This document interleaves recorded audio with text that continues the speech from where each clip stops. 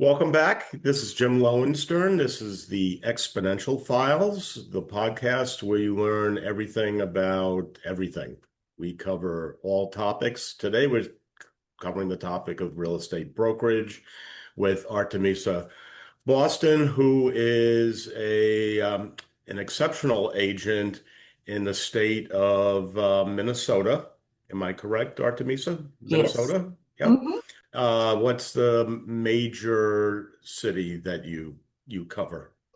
Usually St. Paul and Minneapolis, but I work 2 hours around the Twin Cities. Okay. And been listening to some of your thoughts online, and you work with eXp Realty, and I guess part of the appeal is that you don't have to just sell real estate in your backyard. That is EXP correct. EXP has kind of opened you to the entire world, That is correct? correct. Really exciting because EXP gives you several opportunities, and one that is really appealing for me, it's being a global agent. So that means that you can sell everywhere.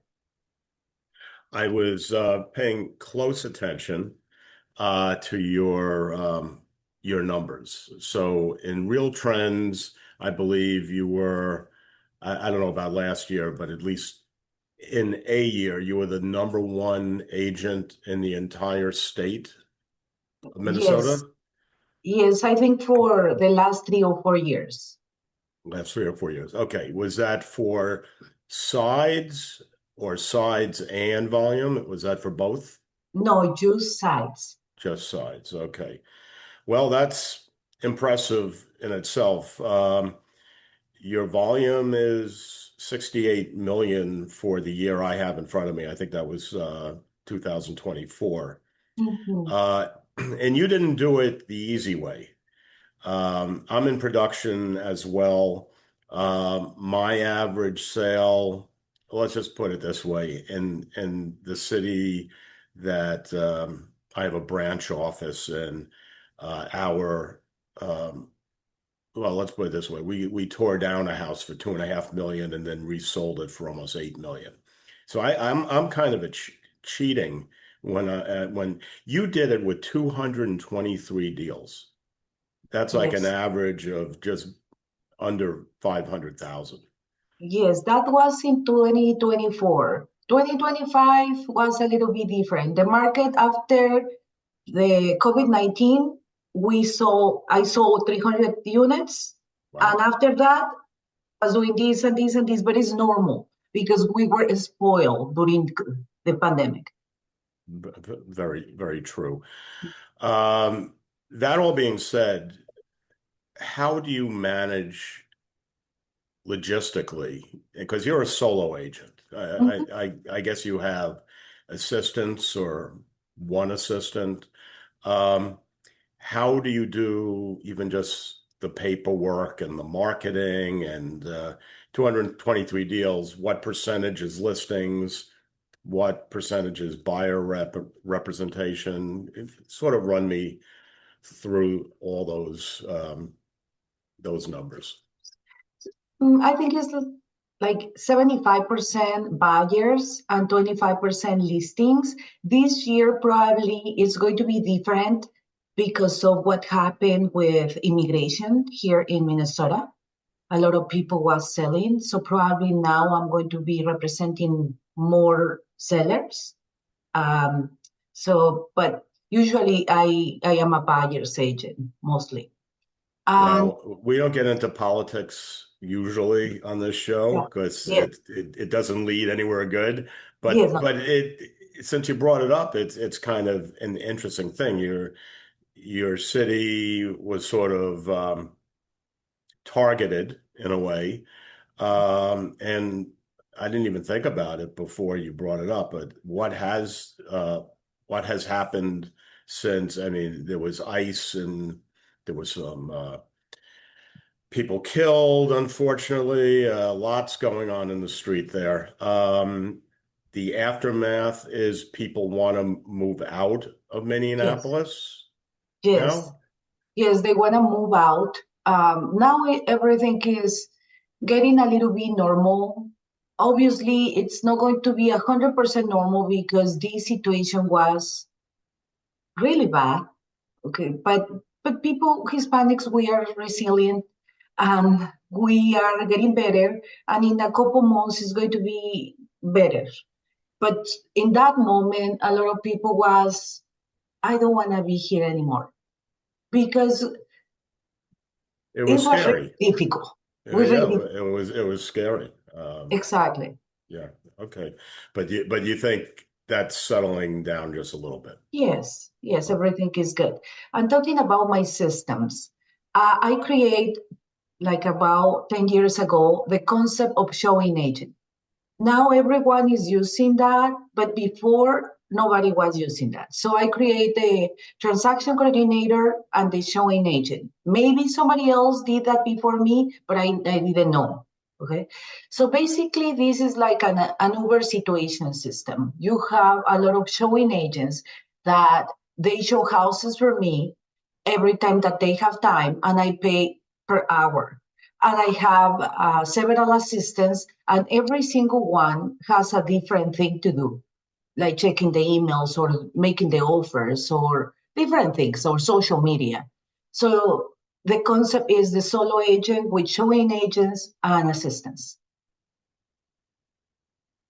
okay. So in a way, you have a little team. Even though you're a solo agent, you've learned how to delegate to keep everything running efficiently. Because 223 deals, your best time usage is probably showing the properties, Mm-hmm. negotiating the offers, writing the offers, negotiating the offers, and perhaps helping with the closings just to make sure everyone's happy. Um, and then you have people doing the backup things like That is correct. let's say the inspections. You're not going to sit there for an hour or two during an inspection. You pay somebody for that. And for the showings too. So basically, I am in charge of talking to the clients and resolving problems. Every time that someone calls me, I just like choose what is the assistant that can help me with that, and I do the negotiations. In that way, I can be the best version of me. Otherwise, if you are trying to do everything in this volume, you don't do it correctly. And I think this is working for me. I always feel more rested. Obviously, it's working. Number one in the state. That's quite an accomplishment.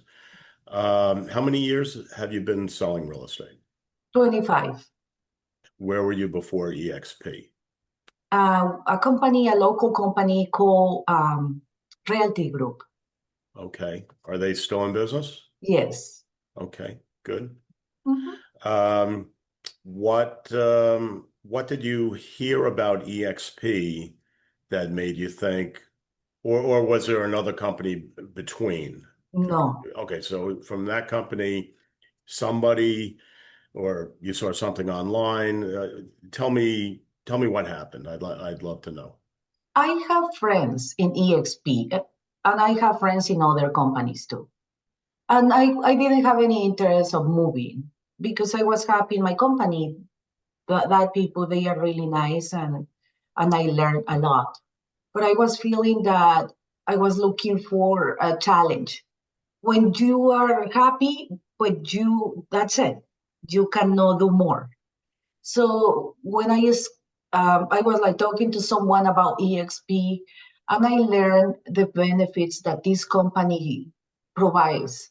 And I start going to other places and knowing different people and learning from other people and seeing that other people in that company, they don't have any problem to give you the secrets or to teach you. They are really generous with the information, and that was really, really exciting for me. So that's interesting. I would have thought the answer would have been something about revenue Yes, sharing or stock or that too. caps and commissions and high splits but that's you focus right on it had to do with the people. Yes. It's the people. Obviously, it's attractive to have the revenue share because when you stop selling, you know that you are going to keep receiving money. And real estate agents is really good to have that, no? Because we know the moment that you stop selling, the moment that you stop receiving money. And EXP gives you the possibility to receive every month money, even that you are not a real estate agent anymore, or you are a real estate agent, but you are not producing. Right. And that is really good. I like it a lot. I love the company. I'm really, really happy in this company. So how many years were you in the business before EXP? I moved to EXP maybe 2 years ago. Oh, okay. Mhm. So you were prior to EXP the number one agent in the state. Yes. Oh, that must have hurt some owner of some brokerage. Mm-hmm. Um, but have you spoken to them about possibly joining EXP themselves? I mean, I had my own company, Mm-hmm. um, and I made a tough decision about joining EXP because I had my company for many decades. Yes. Um, did you ever speak to them? They are part of the company that is like EXP, the other Oh, company. So they are now part of that company. okay. We Yes. we won't mention who they are. No, Okay. So they're in competition in a way. exactly. Okay. Exactly. But Okay. it's still friends. We are still friends. So social media, I know that you use that, and I'm guessing you use it every day. Can Yes. you tell me what kind of things you're posting? I post stuff about real estate, educational or promotional, but I also post stuff about me because I want that people they don't see only me selling, selling, selling. I want that they know that I have a life that is really rich and I am helping people, doing my job, having fun. I am a normal human with a normal job. Okay, so I post a little bit of everything. So what social platforms are you on? Facebook, Instagram, and TikTok. Okay. LinkedIn? Yes, I am too. By the way, Okay. I need to work a little bit more, put in more information in that platform. Okay. With Facebook, do you have a business page in addition to your personal? Yes, I do. Okay. And on the personal page, you also mention every now and then, hey, I might have forgotten to mention I'm in real estate. Here, check out my real estate page on Facebook. Is that, Sometimes, not too often, but sometimes I do. Maybe I should do them more often because well, they're. that's the question. You Mhm, don't want to turn off your audience, but at mhm, the same time, you want to say, I talk about my pets or my hobbies or whatever you're talking about, and we forget to mention real estate. Hey, I got a new listing I'm really excited about. Normally, I wouldn't bother you with it, but if you have a friend who might be interested, mhm. or if you're interested, something like that. Really good advice. I'm going to start doing I'm that. I can't believe I'm giving you advice. I mean, 200 deals a year. I'm trying to learn from you, seriously. Um, I think everyone learns from everyone. You just need to take the time to listen other people. And it doesn't matter what kind of job or what the other person does. You just need to be open to learn. And you always do. well, if you had to point to one key, maybe it's a personality attribute or some vision of your career that you have, what makes you number one? And then there are people that have been in the business for years who barely sell, let's say, 10 properties a year. That's a big Person, gap. Okay, so I think first of all, I am lucky. Okay, I think I'm a lucky person, but also really disciplined and not afraid to create other alternatives to get my business better. For example, last year everyone started like talking about AI.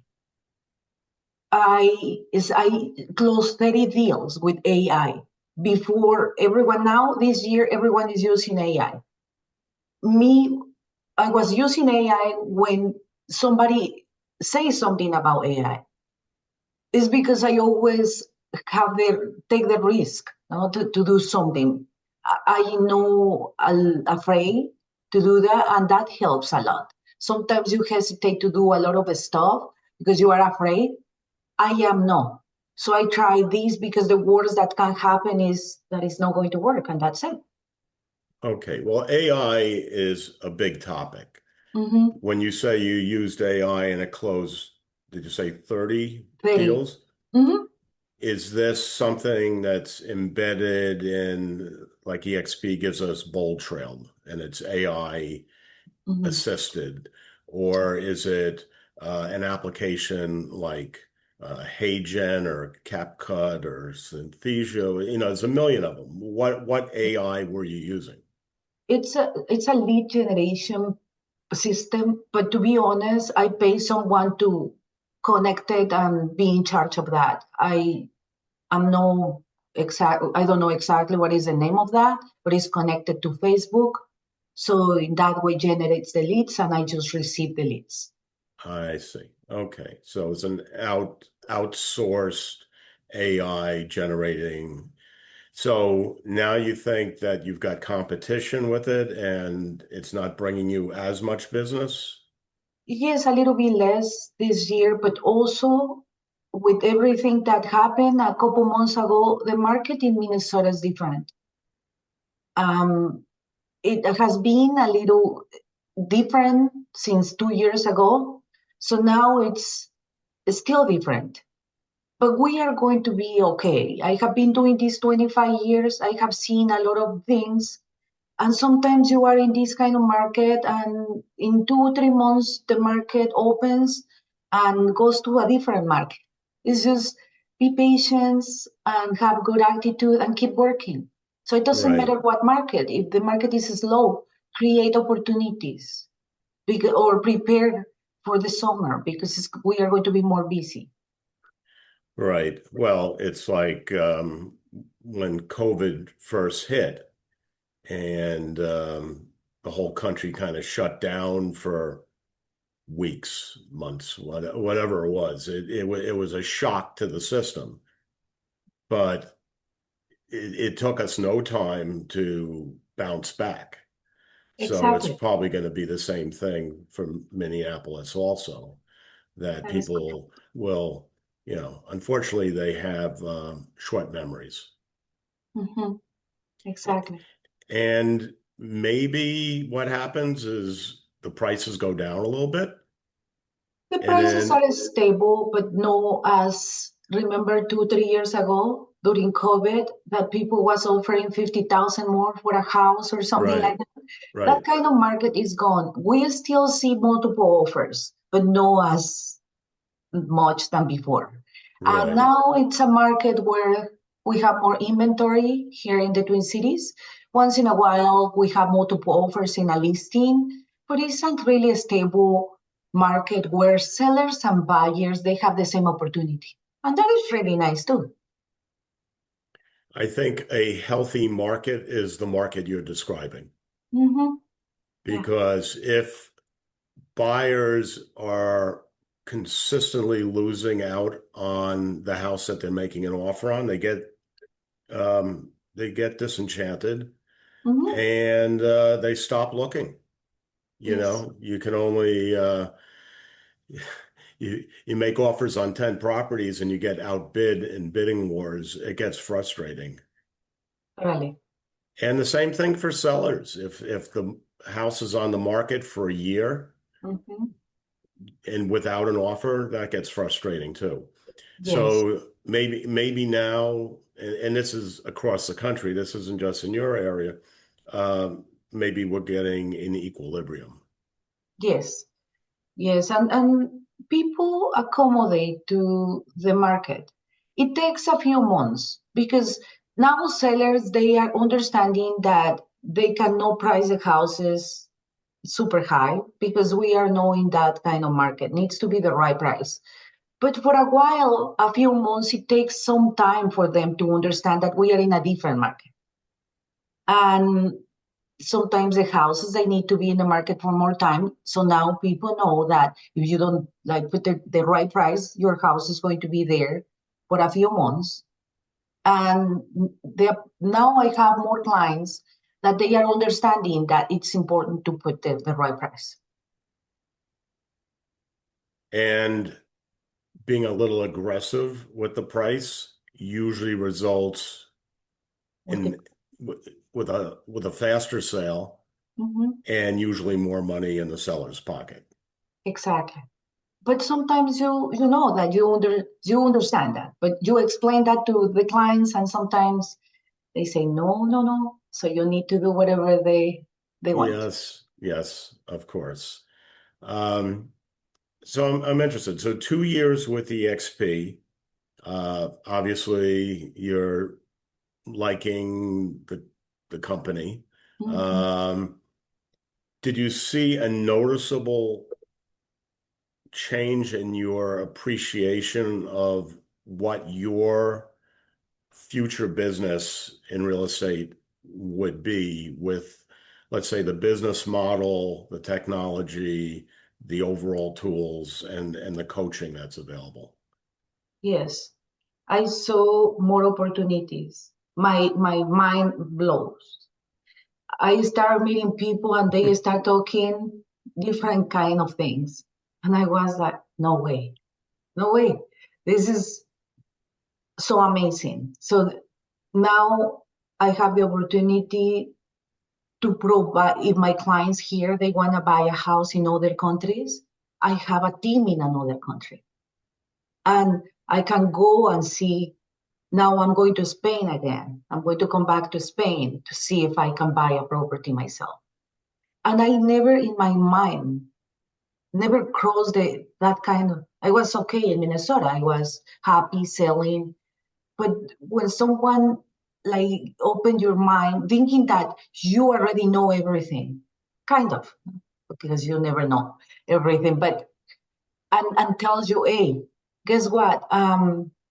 You can do this too.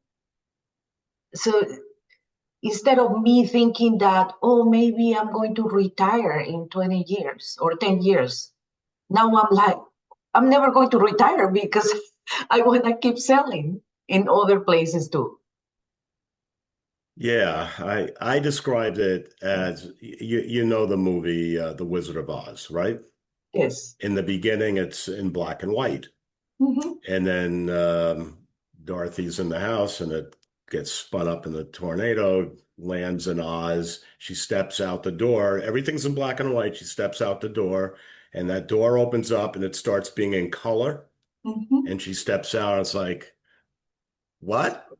Yes. That, for me, at least, I can't speak for it's not that way for everyone, but that's what EXP was like for me. The Uh, same here.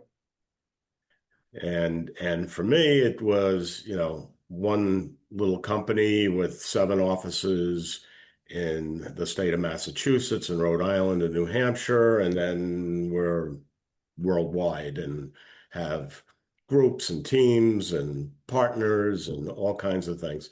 It's a lot for some people, Hmm. but if somebody wants to scale a business or wants to take their business to the next level, it's it's probably the best opportunity out there.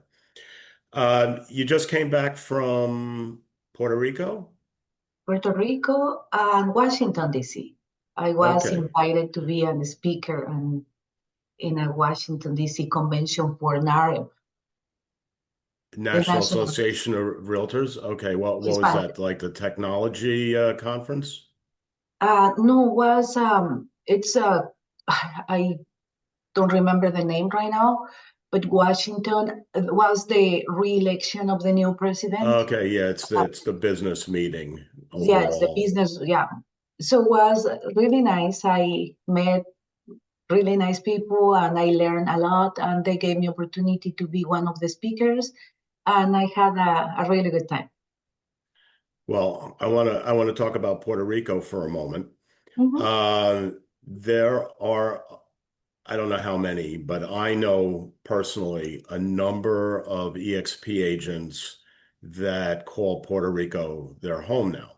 Hmm. Um, US born, brought up in, the continental United States, and because they're making so much money with the EXP business model for Hmm. tax reasons, Hmm. they have relocated to Puerto Rico for, I guess, 6 months and a day or whatever it is. It brings their income tax from whatever in their state down to almost nothing. That is correct. Were you checking things out, or do you have a place there already? I think I am not in that level yet. Sounds like you are, but okay. Oh, I don't know. Sometimes you are, but you don't realize that it's Well, and well, think about it. What's the interest? What's the tax rate in Minnesota, and what is it in Puerto in Puerto Rico? Rico. And If you just put the money you saved in taxes into real estate in Puerto Rico, that is then correct. And yeah, probably you are right. It's one of those things that I moved to EXP and it so many things going on at the same time that you don't have time to check everything. And I need to be choosing, okay, I need to do my everyday thing. And now I'm going to check this. But someone talks about another thing. So, and it's, I know. I hear what you're saying because I have 2 or 3 years on you. mhm, I was sort of moving my group over around 2021, 2022. mhm. So, and and and I did see you on another podcast, and I think the best thing I gleaned out of that podcast is when you said that patience and staying the course, you know, not moving around so much, absorb what's offered to you and really understand it, and take some time with yourself. And I Yes. and I think a lot of people make snap decisions. There are agents that move from one company to another. They do it in rapid succession sometimes, and they're missing out, no matter what the company is, they're missing out the knowledge, the benefits, and the visions of the owners of that company. And yeah, I really appreciated what you said. That made a lot of sense. No, and needs to be like that. Remember that not too long ago, everyone was worried about the commissions? You know what I did? I just was calm. I explained my clients what was the change in a calm way. Nobody cares. Oh, yeah. Well, you're talking about the lawsuits against all the, yeah. Exactly, but Well, it's is it? it's a lot worse where I saw, because there are agents that do almost all their business with rentals, Mhm. and that's recently been changed by the government of the state of the Commonwealth of Massachusetts. But yeah, yeah, I was saying nothing will change ultimately. Yes, but the thing is, some of the agents, because they are no patients, they were so worried about it. But if you are calm and you just wait patiently and learn the way to explain things, everything is going to be fine. You just accommodate to the market, but you Yeah, need to be people are going to patient. still need a house. They're Mhm. still going to need your expertise. Um, they don't mind that you're making money. They don't expect you to work For free. evenings and weekends, no less, for Yes. nothing. Mhm. Yeah. And there are people that do expect that, but you don't have to work with them. Exactly. Yes, that is correct. But yes, I think the best, and then at the same time, I think your client reacts to your reaction. Depends the way that you communicate stuff to other person is the way that the other person is going to answer or is going to act. So if you do everything in a way, you think about it before to give the information and you provide information without hiding anything, just explaining in a way, your client is going to absorb the information. And if you are calm, they are going to receive the information in the same way and act the same. I like the fact that you just said on, and this is this other podcast, that you're explaining yourself on social media that you're a human, you're a normal person that's in the real estate business, and you want to help families or individuals find the right properties for themselves. It's as simple as that. You're Mhm, not a realtor 24/7. mhm, It's something you do, and obviously you enjoy it. Um, the retirement thing I'm very interested in, and we're gonna finish up the show today talking about what it's like to possibly retire from the business with the EXP um, revenue share. mhm, I've written a couple of books. The second book I wrote was all about EXP because as soon as I joined EXP, it was like, oh my God, I have to explain everything I'm going through so that people really understand that this is not like, because I've been in the real estate business for, I mean, almost 40 years at that point. So it was like, oh my God, has to be down on paper. The book I'm writing now is about retirement. And you were talking about how you can't imagine yourself retiring. I think a lot of that has to do with the fact that you built up a career to a certain point where you're having fun mhm. doing it. It's not really a job. You Correct. like seeing new property, you like meeting new people, you like providing advice and a good service. And you like staying in touch with your past customers, Yes. right? Mhm. So, what would retirement look like? I can't imagine that an agent like yourself could just say one day, you know what? Yeah, I sold 200 houses last year. I'm going to sell 0 houses this year. It wouldn't even be possible I because was people would thinking, keep calling you and like throwing listings and throwing offers at you. Please present my offer, Artemisa. Please take my listing, Artemisa. I don't trust anyone else. I know you, right? yes.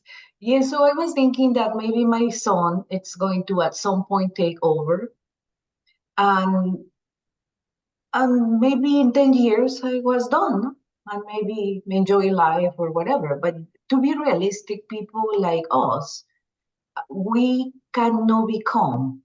And now with the XP, now I can go other places or all my clients that they are here, help them to connect with another agent in another country and help them to buy a house in other countries. So the retirement is looking like me working in a different way. That is the way. But I still have a few years here in Minnesota. I am opening other markets slow, and that is my retirement. I'm never going to retire Yeah, so completely. so the book that I sort of write and then I sort of mothball the content for a while. I wrote this book about a year ago. I Mhm, called it 3 Years to Retirement.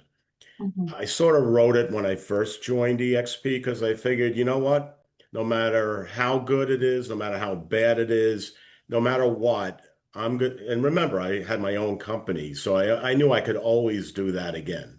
mhm, That's just something I could do with no problem at all. I said, no matter what, I'm going to give it 3 years. And maybe retire in 3 years because I built up a downline and I have all this revenue share and I'll retire. So that was the title of the book, 3 Years to Retirement. If you were going to give an agent who's kind of at the retirement age, someone like myself, Mhm. advice on what to do, whether they're with EXP or not, how would they retire from real estate in 3 years? Do you have any ideas on how that is possible? Can real I think estate it's agents ever retire? yes, yes, I think you can retire in a different way. EXP, it's another, gives you another concept of retirement. Because maybe you, if you don't want to be showing houses or you don't want to be writing purchase agreements or dealing with clients, now you can try to bring other agents to the company to make money. And those agents, and helping those agents to bring other agents and those agents, other agents. And in that way, money is coming, is still coming, and you're still active with the community. You still know what's going on in real estate. You're still having fun. You're still going to events, learning the way to bring more people to the company. I think is if I was advising someone, I say, so what are you going to do if you are always working and now you are going to be watching TV for 10 hours? I don't think so. Maybe you can do this and you can, Pickleball. yes, or you can have also know a referral system that you capture clients and you start sending leads everywhere. So you're still receiving money. I think those two things can be really good. It's going to be maybe a part time in your day and it's going to give you a lot of money. So you can travel and have fun I and think go to other places to recruit more agents because you don't have to only recruit agents where you are. Sometimes you can go, now my line is growing in Mexico. I think that real estate, since it's so closely tied to technology, this is one other aspect of our business. I think if you stay current with the trends and sort of stay current with the technology, including AI, it also keeps your mind active, Mhm. and I think that helps with overall health as people age. Mhm. So I'm going to suggest to anybody who's in real estate, who's thinking of retirement, maybe do it, but don't do it fully. Don't leave the industry. Keep a toe or two in the water. Yes, this job is so exciting and it's like this, and you get addicted to those kind of feelings. So I don't think it's a good idea to retire 100%. And EXP gives you the opportunity to do it in a different way. So your last name is Boston. Have you Yes. visited Boston? Because that's where I live. No, I don't Okay. know. Well, you absolutely owe it to yourself, owe it to your son, owe it to your husband, owe it to everyone. Mhm. Great city, and especially since your last name is Boston, um, maybe you want to recruit to your downline in Boston too.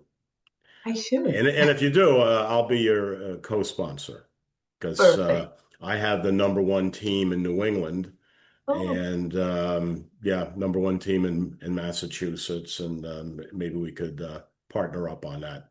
of course. It's the first Yes. time in any of the podcasts, or maybe in a while, I've mentioned something like that. But obviously, with your last name being Boston, Why not? I couldn't let that go by.